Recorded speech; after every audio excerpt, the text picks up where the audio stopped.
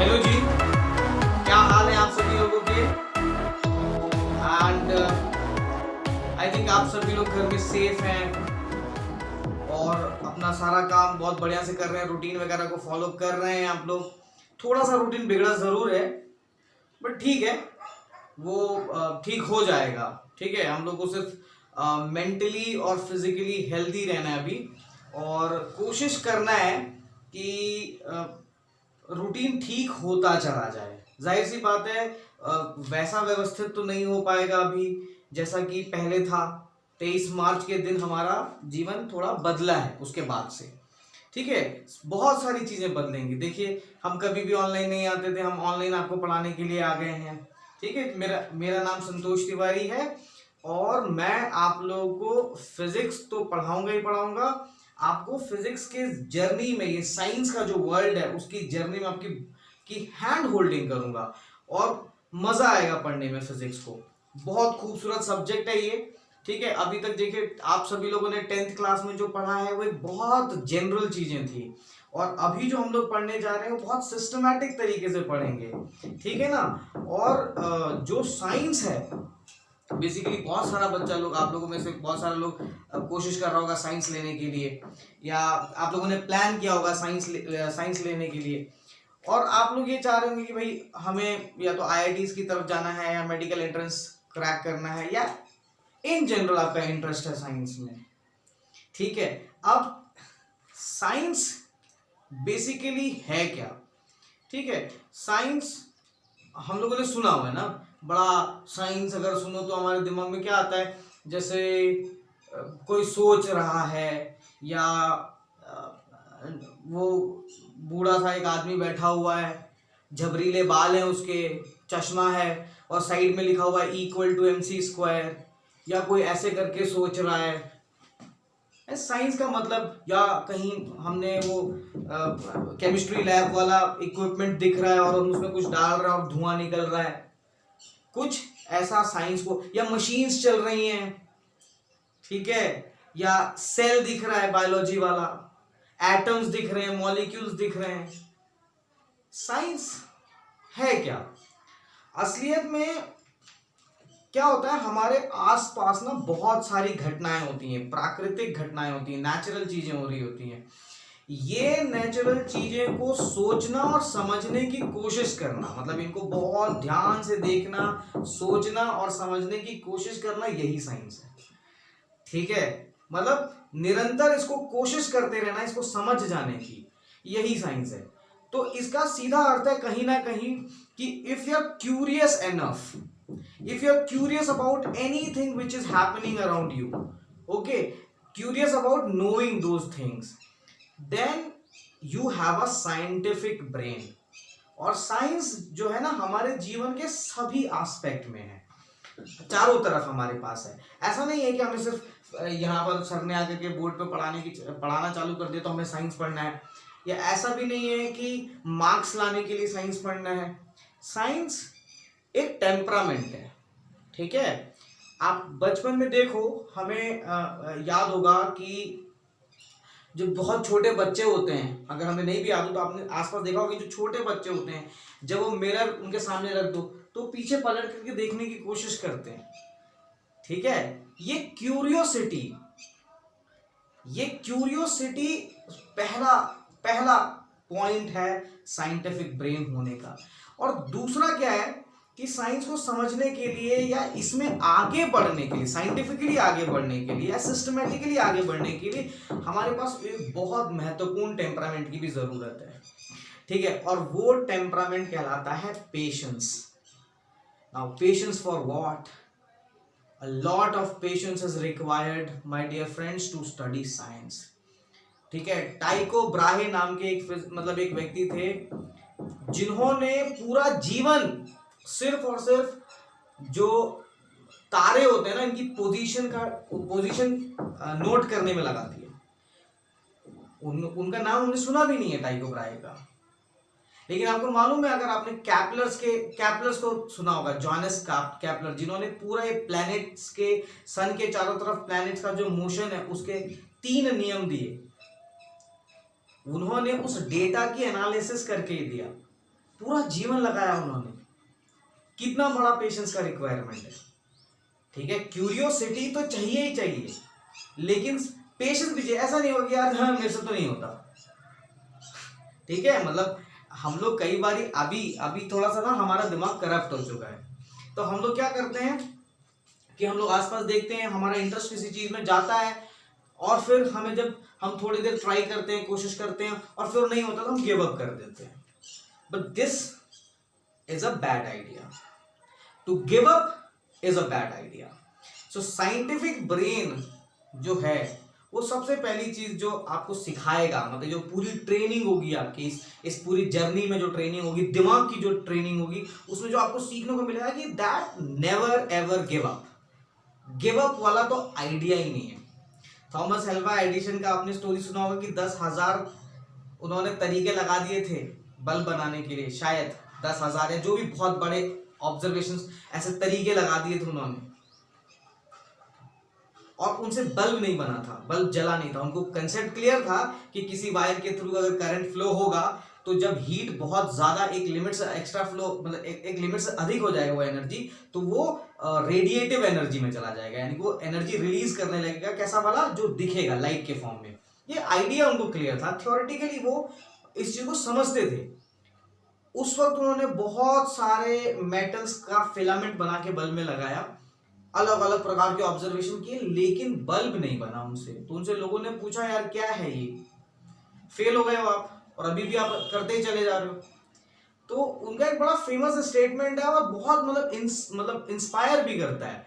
वो कहते हैं कि यार कौन कह रहा है कि मैं फेल हूं, मैंने तो आज तक नहीं कहा कि मैं फेल हूं। कौन रहा है कि मैं फेल हुआ, मतलब मैंने आज तक एक्सेप्ट नहीं किया। पूरे ब्रह्मांड के अंदर, इस पूरे धरती पे, अगर हम ऐसा मानते हैं कि यहीं पर सिर्फ जीवन है, तो इस जगह पर इकलौता आदमी हूं मैं जिसको 10,000 ऐसे तरीके पता है जिससे बल्ब नहीं बनाए जा सकते हैं। आप देख रहे हो, आप हाइट्स ऑफ पॉजिटिविटी देख रहे हो, आप हाइट्स ऑफ पेशेंस देख रहे हो, ठीक है। एंड देखो आप आज के डेट में हम सभी लोग थॉमस अल्वा एडिसन को जानते हैं। जितना भी नाम आप साइंस के फील्ड में लोगे, ये सब लोगों के पास में ये दो क्वालिटीज हैं, ठीक है। Curiosity plus patience. Curiosity plus patience. आपके अंदर अगर कुछ भी जानने की इच्छा है, और उसको जानने की इच्छा तब तक मेंटेन कर सकते हो आप जब तक आप उसको जान नहीं लेते हो। अगर ऐसा वाला आपके पास अप्रोच है, so you have a scientific brain. My dear friends, even social, सामाजिक विज्ञान नाम सुना ना, सोशल स्टडीज को हम सोशल साइंस बोलते हैं। मेरे हिसाब से पर्सनली मैं ये फील करता हूं कि दुनिया में किसी भी स्पेक्ट्रम में अगर आपको सक्सीड होना है तो ये दो चीज चाहिए ही चाहिए, क्यूरियस होना और साइंटिफिक ब्रेन होना, ठीक है। तो कितना सिंपल चीज है ना, मतलब मेरे लिए बहुत मुश्किल है, हो सकता है आप लोगों के लिए बहुत आसान हो, लेकिन ये YouTube वीडियोस बनाना, इसको मतलब ये कैमरे को सेट करना, और फिर वो वीडियो को डाउनलोड करके एडिट करना, फिर एडिट करना, कंप्रेस करना, अपलोड करना, इट इज डिफिकल्ट। बट मुझे ऐसा लगा कि नहीं यार, अभी ऐसा हो गया है तो बच्चों को तो पढ़ाना ही पड़ेगा। बच्चों को तो कैसे भी करके जाना, तो चीजें जाएंगी तो जाएंगी, जाना भेजना ही पड़ेगा। तो इसमें इसको तो बनाना जरूरी था। तो आई हैव लर्न स्लोली, धीरे धीरे सीख रहा हूं मैं इस चीज को बनाना। और हाँ, एक खूबसूरत सी चीज इस दौरान में सीखा, और वही ये जो सीख रहा हूं मैं, ये पेशेंस की वजह से ही मैं सीख पा रहा हूं, ठीक है। क्यूरियोसिटी तो है ही, पेशेंस कई बार लूज करता हूं मैं पेशेंस, बट क्योंकि मेरे दिमाग में वाला मैकेनिज्म है, तो मैं क्या करता हूं, मैं उस पेशेंस को वापस से प्रोवोक करता हूं कि no, you have to do it till you get the result, right. तो मैंने अभी एक और चीज सीखा कि परफेक्ट होना कोई जरूरी नहीं है, आपको स्टार्ट करने की जरूरत है। तो मैं कर रहा हूं धीरे धीरे, और मैं कोशिश करूंगा कि मैं धीरे धीरे इसको और इम्प्रूव करते चले जाऊं। तो हम लोगों ने साइंस को सीखने के लिए 3 शब्द सीखे। एक तो क्यूरियस होना, एक पेशेंट होना, मतलब पेशेंस होना चाहिए, धैर्य होना चाहिए आपके पास, और ये चीज पिक्चर दिमाग में क्लियर कर देना है कि परफेक्शन जैसी कोई चीज एग्जिस्ट नहीं करती है। You have to dive in the ocean, आपको ओशन में कूदना पड़ेगा, छलांग लगाना पड़ेगा और फिर आपको स्ट्रोक्स मारने पड़ेंगे। और जब आप स्ट्रोक्स मारते चले जाओगे तो ऑटोमेटिकली आपसे खूब गलतियां होंगी एंड धीरे धीरे उन गलतियों को सुधार। पेशेंस है ना, पेशेंस है, कब तक का पेशेंस है? तब तक जब तक रिजल्ट नहीं मिल जाए, यानी कि आप जब तक उस ओशन को पार नहीं कर लेते हो तब तक आपको पेशेंस रखना है। तो आप क्या करोगे, आप अलग अलग तरह से स्ट्रोक्स मारोगे, अलग अलग नए नए स्ट्रोक्स सीखोगे। कोई व्यक्ति नहीं डूबता है जिसको समुद्र में तैरना नहीं आता है, सिर्फ वही डूबता है जो समुद्र में कूदने के बाद हाथ पांव नहीं चला सकता है। अगर आपको पेशेंस है तो आप हाथ पांव चलाओगे, अलग अलग प्रकार से हाथ पांव चलाओगे and then you will get to know how these strokes act. Archimedes principle यहाँ पे कैसे काम कर रहा है, लॉज ऑफ फ्लोटेशन सीख लोगे आप। फिर जब आप तैरोगे तो आप पानी को पीछे फोर्स लगाओगे और पानी आपको आगे धकेल रहा होगा तो आप सीख लोगे न्यूटन्स का third law.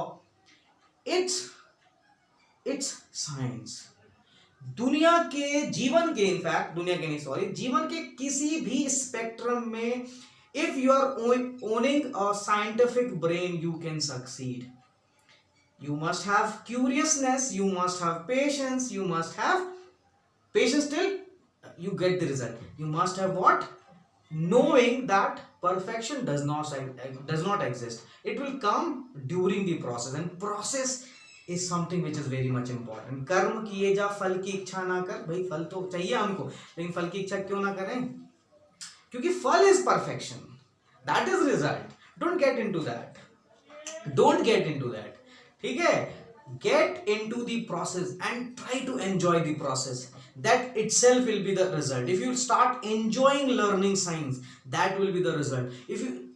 If you start experimenting with science, that is your result. Right? समझ में आ रहा ना, जो रास्ता है, जो जर्नी है, वो हमारा रिजल्ट है। तो I am welcoming you to the field, this new world of science to you. Okay, तो साइंस बहुत खूबसूरत चीज है, हमें समझ में आया। और मेरे ख्याल से ये जो साइंस है, ठीक है ना, इसमें हमें समझ में आया कि ये बेसिकली ऑब्जर्वेशन है। काहे का ऑब्जर्वेशन है भैया?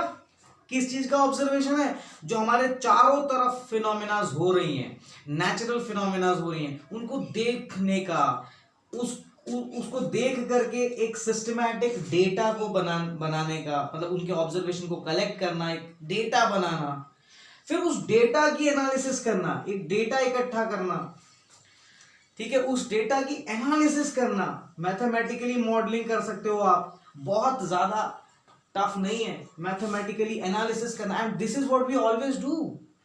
हम रियल लाइफ में भी ये चीजें कर रहे होते हैं, ठीक है, मैं बताऊंगा आपको, मजा आएगा सुन करके, है ना। हम लोग डेटा की एनालिसिस कर लेते हैं ना कि अगर हमने शर्ट को ठीक से नहीं टांगा तो हमें कितना तमाचा पड़ेगा।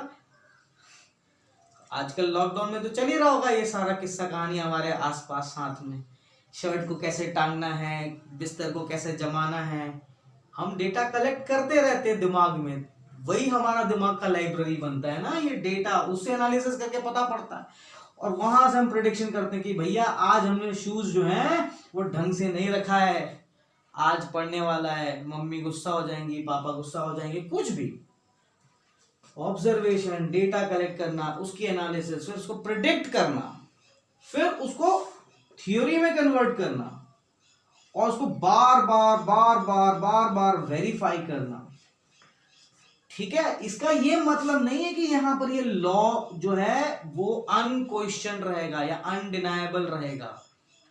मान लेते हैं कि हमने ये सारा करने के बाद हम यहां पर किसी लॉ पे, किसी थ्योरी पे, किसी पोस्टुलेट पे पहुंच गए, तो इसका ये अर्थ थोड़ी है कि ये क्वेश्चन नहीं किया जा पाएगा। इसका अर्थ ये कि अब मतलब साइंस की सबसे ब्यूटीफुल जो एक और बात है वो ये ओपननेस, ठीक है। You can ask me question and eight the same time you can also B questioned, right. So it's, जो लॉज हम बनाते हैं उसमें भी स्कोप है, उसमें भी इंप्रूवमेंट का स्कोप हमेशा रहेगा। ऐसा नहीं कि बंद हो गया, खत्म हो गया, ठीक है। जो हम आज लॉज बने हैं वो हमेशा इंप्रूव होते चले जा रहे हैं, समझ में आ रहा है। सो ये एक बहुत इंपॉर्टेंट बात है साइंस पढ़ते समय कि आपको सवाल पूछना है। मतलब ये कोई जबरदस्ती नहीं है। दैट मीन्स आप सवाल पूछ सकते हैं। It's your right to ask questions. At the same time you can also be asked. आपने कोई लॉजिक बना लिया तो आपको वो आपके किस परसेप्शन से लॉजिक बना है वो भी आपको एक्सप्लेन करते आना चाहिए। ठीक है, it is not only for marks. अगर आप साइंस को मार्क्स के लिए पढ़ रहे हैं तो थोड़ा मुश्किल हो जाएगा, लेकिन साइंस की जो राइड है, इस जर्नी, ये जो राइड है वो बहुत जोरदार है। ठीक है, देखिए साइंस को पढ़ते समय ना बहुत सारा चीज है यार, एक्सपेरिमेंट करते हैं। अच्छा, साइंस इस फील्ड में एक बहुत खूबसूरत चीज और है, there is a scope of speculation and conjecture also. Science की स्टडी में आप अनुमान लगा के भी साइंस मतलब कुछ थ्योरी बना सकते हैं। बहुत सारे ऐसे साइंटिस्ट हुए हैं जो सिर्फ अनुमान के बेसिस पे, गैस के बेसिस पे कोई थ्योरी दे देते हैं और कुछ समय बाद, बहुत समय बाद उसका मैथमेटिकल प्रूफ भी मिलता है। ठीक है, आप इस पूरे जर्नी में आपको ये चीज समझ में आएगा। सो ये गलत है क्या? ये तरीका गलत है क्या? बिल्कुल नहीं। उन्होंने कोई वो ज्योतिषाचार्य नहीं थे कि उन्होंने डायरेक्ट कोई स्पेक्यूलेशन कर दिया ऐसे ही। वो स्पेक्यूलेशन भी कहीं ना कहीं आपके सबकॉन्शियस ब्रेन में इकट्ठे हुए डेटा के हिसाब से तैयार हुआ। जो छोटा बच्चा होता है वो देखा होगा आपने, जब वो चलना चालू करता है तो गिरता है कई बारी। गिरने के बाद उसने कोई कहीं पढ़ा नहीं उसको, या उसको पढ़ाया नहीं गया, लेकिन वो गिर के सीख लेता है कि यहां पर मैं ऐसे चलूंगा तो शायद गिर जाऊंगा। तो वो अगली बार वो उसके सबकॉन्शियस ब्रेन में वो डेटा फीड हो जाता है एंड उधर से उसकी लर्निंग चालू हो जाती है ना। समझ में आ रहा है? उसको कोई गर्म, जब वो पहले आया तो उसको गर्म ठंडा नहीं पता होता है। उसको गर्म दूध का से टच कर दो तो जल जाएगा, उसको दर्द होगा या मतलब अच्छा नहीं लगेगा। तो नेक्स्ट टाइम वो उसका क्लियर हो गया, वो ऐसी थ्योरी बना लेगा, लॉ बना लेगा कि भैया ये गर्म, इसको नहीं छूने का। ठीक है, तो साइंस की लर्निंग वहां से चालू रखी है। हम चारों तरफ साइंस हमारे, ठीक है ना। सिर्फ ये बोर्ड पे पढ़ने से साइंस नहीं आएगा। You just need to be specific now. 10th class तक जो हम लोग पढ़ रहे थे वो बहुत जनरल साइंस था। अभी जो हम पढ़ेंगे वो थोड़ा स्पेसिफिक हो जाएगा, और बहुत स्पेसिफिक में मैं जो आपको पढ़ाने जा रहा हूँ वो नेचुरल साइंसेस की बात करूंगा। बहुत सारे तरह के साइंसेस हैं, लेकिन मैं नेचुरल साइंसेस की बात करूंगा। और नेचुरल साइंसेस में भी मेजर 3 पार्ट है। एक है फिजिक्स, एक है केमिस्ट्री, और एक है बायोलॉजी। ठीक है ना। नेचुरल साइंसेस में 3 सब्जेक्ट बहुत इंपॉर्टेंट है। हालांकि एक और सब्जेक्ट होता है that is known as mathematics, but it is not the part of science. Science का पार्ट नहीं है ये। Mathematics support all these subjects. ठीक है, अभी जो फिजिक्स है जिसको हम थोड़ा सा आगे कैरी करते हैं, ये क्या है? जैसे हम समझ गए ना कि साइंस क्या है, तो फिजिक्स क्या है? तो फिजिक्स नेचुरल साइंस का वो पार्ट है जो क्वांटिटीज के साथ डील करता है। किसके साथ डील करता है जी? क्वांटिटीज के साथ डील करता है। सो नाउ देखो, हम धीरे धीरे नैरो इन हो रहे हैं। हमें जब जैसे हमने साइंस को इंट्रोड्यूस किया तो हमें लगा यार ये क्या है, पूरी दुनिया ही साइंस है। ठीक है, अगर आप अकाउंट्स भी पढ़ रहे हो तो आप उसमें ऑब्जर्वेशन ले रहे हो। ऑब्जर्वेशन लेकर के आप कुछ थ्योरी बना रहे हो, तो वो प्रोसेस तो वही फॉलो होना, तो वो तो है साइंस। थोड़ा सा हम नैरो इन हुए, हमने कहा कि हम नेचुरल साइंस की बात करेंगे। नेचुरल साइंस में हमारे पास 3 ये पार्ट्स हैं, फिजिक्स, केमिस्ट्री, बायोलॉजी। फिर हम बोलते हैं कि फिजिक्स क्या है? तो फिजिक्स स्पेसिफिकली क्वांटिटीज के साथ डील करता है। Now what is quantities? Quantities क्या है सर? क्वांटिटीज कोई भी वो चीजें हैं जिनको आप मेजर कर सकते हो। ठीक है ना, विच कैन बी मेजर्ड। ऐसी कोई भी चीज विच कैन बी मेजर्ड, उसका जो स्टडी है दैट कम्स अंडर फिजिक्स। ठीक है ना। Even if you measure blood pressure, मतलब डॉक्टर साहब ने ऐसे यहाँ पे बांध के वो पंप से फुसफुस मार के वो चेक करता है, व्हाट इज दैट? वो ब्लड प्रेशर नाप रहा होता है। सो क्या वो फिजिक्स है? Yes, that is physics. anything which is measurable is known as quantity, and the study of quantities come under this branch of the natural science known as physics. ठीक है, once more, है ना, anything which is measurable is known as quantity, and the study of this quantity comes under this part of the natural science known as physics. ठीक है, emotions cannot be measured, love, affection, गुस्सा cannot be measured. उसको हम तौल सकते हैं क्या भैया? पापा को 3 किलो का गुस्सा आया, यार कल मेरी मम्मी ने ना खूब चिपकाया मेरे में, बहुत ही चिपका दिया, मतलब जोरदार ही चिपकाया। भाई क्या हुआ? उनको 15 लीटर गुस्सा आया था कल। नोबडी कैन डज दिस, मतलब कैन डू दिस। ठीक है, सो इसका अर्थ यह है कि इमोशंस जो हैं उसका भी अपना साइंस है, लेकिन उसको हम नाप नहीं रहे हैं किसी स्केल पे, तो वो हम उसको क्वांटिटी नहीं बोल पा रहे। और अगर हम क्वांटिटी नहीं बोल पा रहे हैं तो हम उसको, देखो मेरा शब्दावली भी बदल गया है। मैं ये नहीं बोल रहा हूं कि उसको हम नापते नहीं हैं तो हम उसको क्वांटिटी बोलते नहीं हैं, मैं बोल रहा हूँ क्वांटिटी बोल नहीं पा रहे हैं। आशा तुम, हो सकता है तुम में से कोई उठ के बोल दे कि सर इमोशन को कल से मैं, मेरा नाम अनिल है, मैं कल से इमोशन को नाप, ये देखो ये मेरे पास लॉजिक है, मैंने एक नया यूनिट बना दिया और इमोशन को नाप सकते हैं कि वे 3 Anil, 4 Anil, 5 Anil. You can do that. That is the scope. That is the freedom which is given by this science.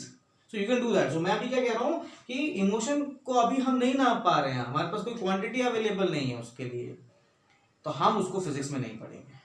लेकिन हम स्पीड पढ़ेंगे फिजिक्स में, हम केमिस्ट्री, हम साइज पढ़ेंगे, हम प्रेशर पढ़ेंगे, हम वर्क डन पढ़ेंगे, एक्सेलरेशन, फोर्स, ये सब चीजें जिनको हम नाप सकते हैं। भाई 5 न्यूटन का फोर्स लगा, मैंने दिया 15 न्यूटन का घूसा,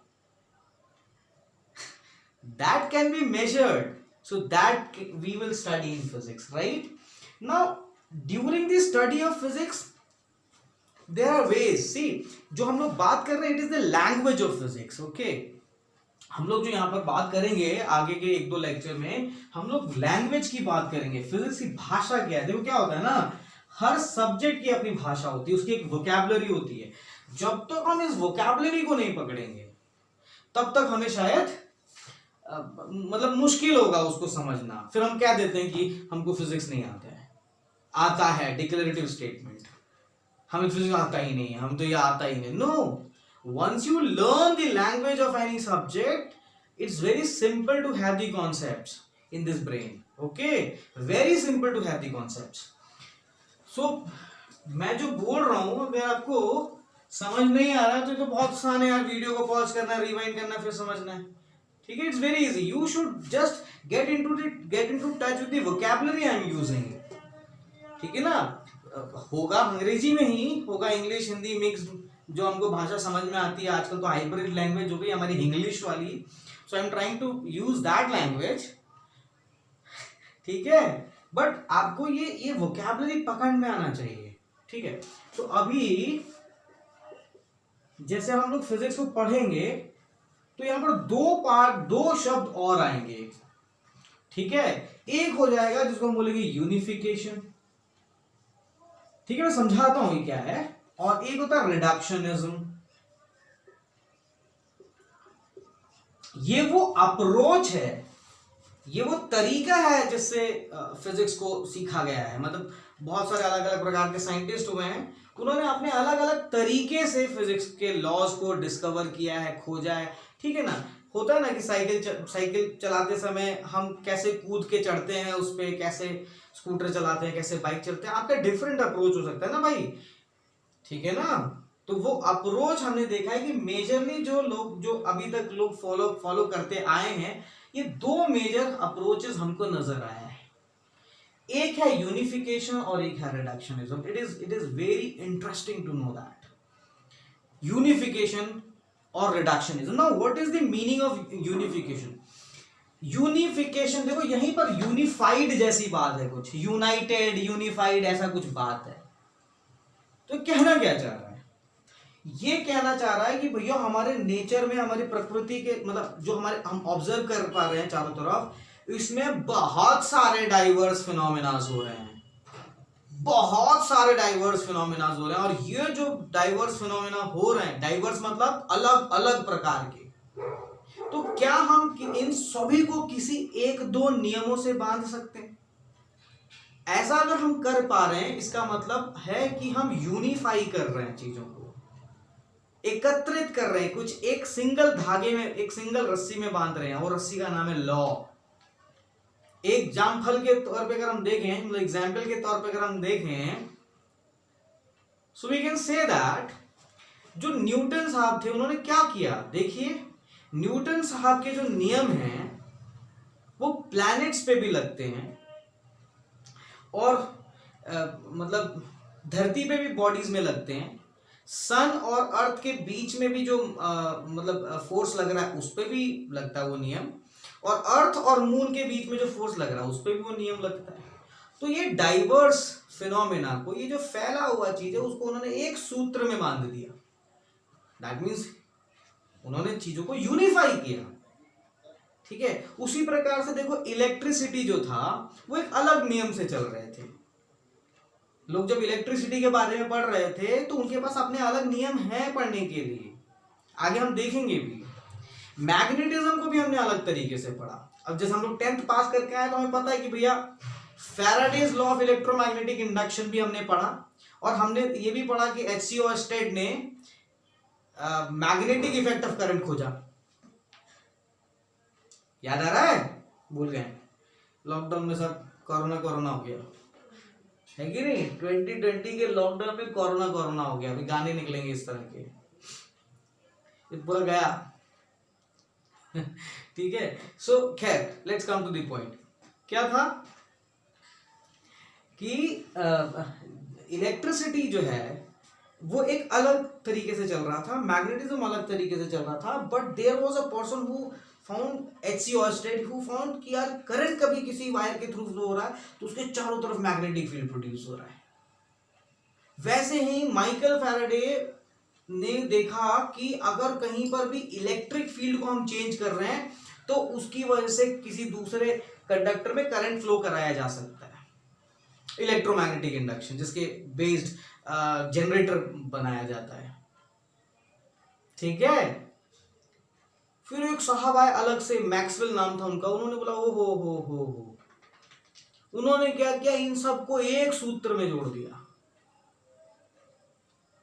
उन्होंने बोला कि भैया इलेक्ट्रिसिटी एंड मैग्नेटिज्म जो है वो कुंभ के मेले में बिछड़े हुए दो भाई हैं। हाँ, चार्ज के मोशन की वजह से ये सब आपस में है, मतलब चार्ज ही इकलौती ऐसी चीज है जिसकी वजह से ये है। भाई चार्ज है तो उसकी वजह से ही इलेक्ट्रिक फील्ड है, और उसी के मोशन की वजह से मैग्नेटिज्म है। उन्होंने थियोरी ऑफ इलेक्ट्रोमैग्नेटिज्म दिया, और उससे उन्होंने पूरे इलेक्ट्रिक और मैग्नेटिक फील्ड मतलब सारे बिहेवियर को बांध दिया। ऑप्टिक्स को भी जोड़ दिया गया उसमें, because light, optics is related with light, and light is suppose to be electromagnetic wave. तो जेम्स मैक्सवेल ने आकर के ऐसा यूनिफिकेशन किया कि इलेक्ट्रिसिटी, मैग्नेटिज्म, लाइट एक साथ बन गया, इलेक्ट्रोडायनामिक्स के अंदर आ गया। So this is what is known as unification. I think you got to know that. Now what is reductionism? अभी इतना बड़ा शरीर है ना, इसमें इतना सारा कंपोनेंट्स है, कहीं यहां दर्द हो रहा है, कहीं वहां दर्द हो रहा है, डॉक्टर साहब के जाओ एक दवाई देते बमाओ ठीक। क्या हुआ क्या? हमको समझ नहीं आता, हमारा सर दुख रहा है, डॉक्टर साहब बताते यार तुम्हारा पेट में प्रॉब्लम है इसलिए सर दुख रहा है। उनको रूट पता है, उनको जड़ पता है, समस्या कहां पर है। तो किसी भी कॉम्प्लेक्स चीजों को अगर हम बहुत ही सिंपलर तरीके से समझा पा रहे हैं, अगर तो बेसिकली या समझ पा रहे हैं, तो वो रिडक्शनिज्म के तहत होता है। जैसे कोई भी चीज गर्म है तो उसका हम थर्मोमीटर लगा के हम देख लेंगे भी ये गर्म है, नाप लेंगे ना, तो वो मैक्रोस्कोपिकली यानी कि मैक्रोस्कोपिकली हम उसको ऑब्जर्व कर पा रहे हैं। लेकिन जब इसको और डिटेल में समझा गया तो ये सब कुछ मॉलिक्यूल्स की एनर्जी की वजह से हो रहा है। यानी कि ये माइक्रोस्कोपिकली हम एक्सप्लेन कर सकते हैं, यानी कि जितना भी थर्मोडाइनामिक्स का बिहेवियर है it can be explained on the basis of molecular interaction और atomic interaction, that is known as reductionism. This is what we are doing. So अगर आप किसी कॉम्प्लेक्स फिनोमिना को किसी सिंपलर लॉ से समझा सकते हैं तो that is known as reductionism. So these are the two thrusts in physics. These are the two basic approaches in the physics. You can decide your approach to learn physics. ठीक है। फिर इसमें क्या होता है, मैक्रोस्कोपिक लेवल पे हम कुछ चीजों को समझते हैं, माइक्रोस्कोपिक लेवल पे हम कुछ चीजों को समझते हैं। देखो बहुत सिंपल है यार, हमारे चारों तरफ साइंस है, हमारे चारों तरफ फिजिक्स है, आप बस करते चले जाओ। डू, फंसो, सीखो, do it again, do it again, गलत करो, सीखो, फंसो, again. This is how will move in this journey and I will help you to write this journey of physics. मैं आपका फ्रेंड हूँ, फिलोसफर हूँ, गाइड हूँ, मेंटोर हूँ। I help you with any problems in physics. ठीक है, चीजें कई बार लग सकती है मुश्किल, but it's very easy. Okay, ठीक। अभी इसके आगे ये अगर हम फर्स्ट चैप्टर की बात करें, एनसीईआरटी के फर्स्ट चैप्टर की बात करें, तो एक और बहुत इंपॉर्टेंट बात है, इसमें कुछ फंडामेंटल फोर्सेस की बात करी गई है। देखो क्या है ना,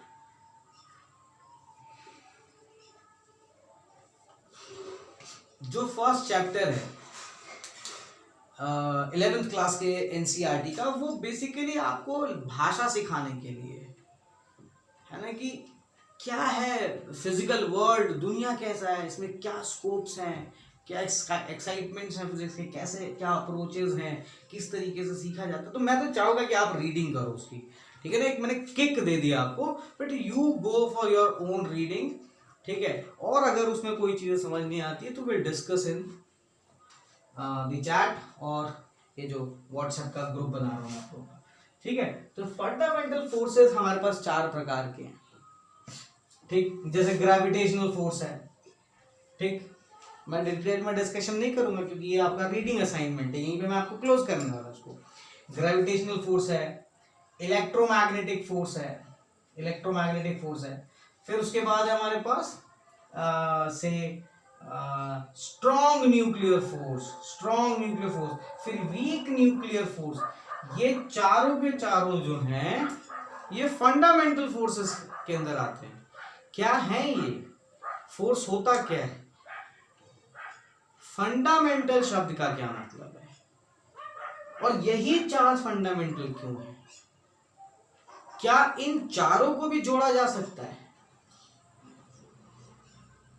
ये माइक्रोस्कोपिक और मैक्रोस्कोपिक तरीका क्या है, ये इलेक्ट्रोडायनामिक्स वाली बात क्या है, ऑप्टिक्स क्या होता है, ये क्लासिकल फिजिक्स का क्या मतलब है, और क्वांटम फिजिक्स बहुत सुनने में आ रहा है आजकल, ये है क्या, डार्क मैटर क्या है, डार्क एनर्जी क्या है, मिजॉन्स क्या है, इलेक्ट्रॉन्स क्या है, बोसॉन्स क्या है, ओहो स्ट्रिंग थ्योरी क्या है, मल्टी यूनिवर्स क्या है, सिंगुलैरिटी क्या है,